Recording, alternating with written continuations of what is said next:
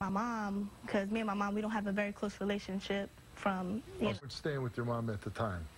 No, when I first started, no. What happens is when I was younger, my mother neglected me, and I basically was like in this whole social thing, and she like just recently came back. But when I was younger and I was in social services, I used to run away, and if I need a place to stay, when you run away, especially if you don't know anybody, somebody was just like, I for you, and I just started like that. How old were you the first time you did it? I was 14. I was walking the streets. I mean, I didn't have any specific place to go or know how to get or how was it. So I was just like, yeah. And he was like, well, you know what? I'll give you some money if you do this and this and this. And I did it. At some point in your life, every kid's told, don't get in a car with strangers. Yep. Stranger danger, right? Mm-hmm. Now here at 14, you're having problems. Somebody just pulls up and he says, here, I'm going to give you some money if you perform sex. Well, basically, the place that I was in wasn't the best, and I didn't really like it. And I was always thought I could live on my own and be on my own. So I did it. And ever since then, I've just been doing it. How often you been engaged today?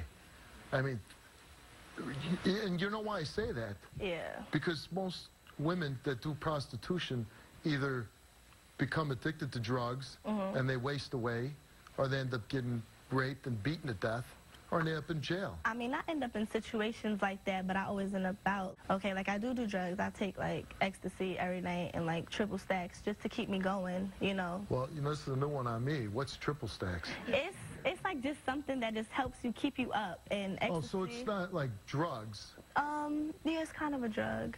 Yeah. Okay, well, anyways, you're taking ecstasy. And ecstasy, yeah, just to help, you know, sexual stimulate me. That way, you know, I don't really have time to really be like, okay, do I want to do this or do I don't want to do this?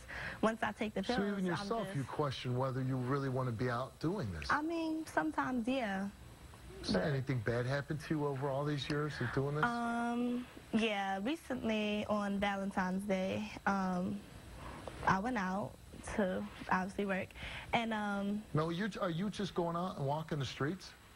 Sometimes, yeah, I have regulars, you know, come to a spot that I always be at, so, yeah, sometimes. But you'll walk the streets and anybody can just pull up? Yep, sure could.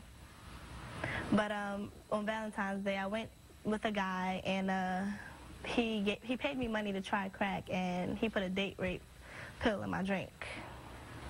So, I mean, some bad experiences happened. And what happened? He raped you? No.